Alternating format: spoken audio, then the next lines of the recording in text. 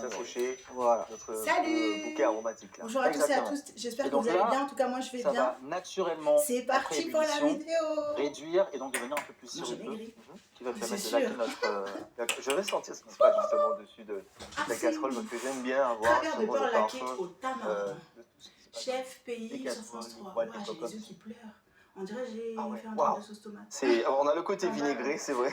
Voilà. Qui est tout de suite Oignon. voilà, qui réveille. Exactement. Et, Et tu auras en bouche, ça va tu auras le miel, la sucrosité qui va venir contrebalancer. Oh, Qui café marche chaud. très bien, très bien.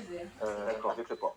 Ok, on rappelle aujourd'hui On va travers de porc laqué Bah oui, au espèce de tamarin. truc, Et si là. vous faites cette recette à la maison, parce que vous serez allé sur les réseaux sociaux pour retrouver les ingrédients et bien sûr toutes les étapes, et bien des fois quand vous achetez les tamarins, il vous en reste. Et alors pour valoriser ces tamarins qui restent, eh bien on va en faire des bonbons de tamarin. C'est ma proposition du jour. Pour faire des bonbons de tamarin, eh bien on va d'abord les blanchir.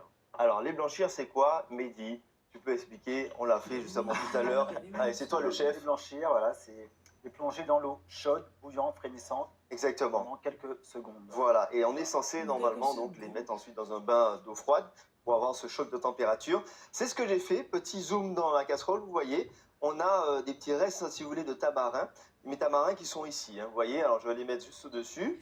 Donc, les tamarins frais, on a retiré la coque des tamarins ici, donc je les ai blanchis. Pourquoi je les ai blanchis? Tout simplement pour qu'ils puissent absorber plus facilement donc, le sirop qu'on va réaliser tout de suite. Le sirop, on va utiliser l'eau qui nous a servi à blanchir le tamarin. Donc on va chauffer tout ça, voilà. Je vais rajouter un peu autant d'eau que de sucre de canne. Là j'y vais à l'œil, mais à la maison bien sûr vous avez la balance, hein, vous faites les choses avec précision bien sûr. Et là on rajoute un petit peu de baie rose. J'aime bien les baies roses, toi. Il était très spontané. Et alors, tu parlais justement d'équilibre d'acidité.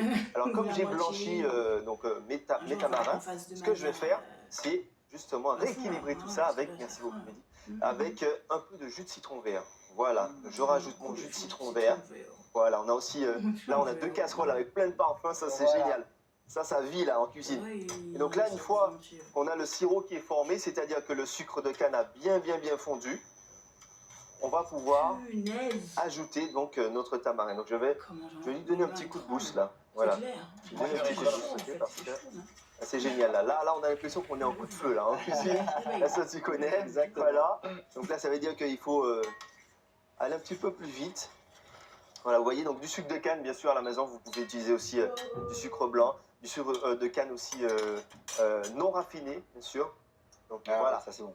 Là, voilà, on a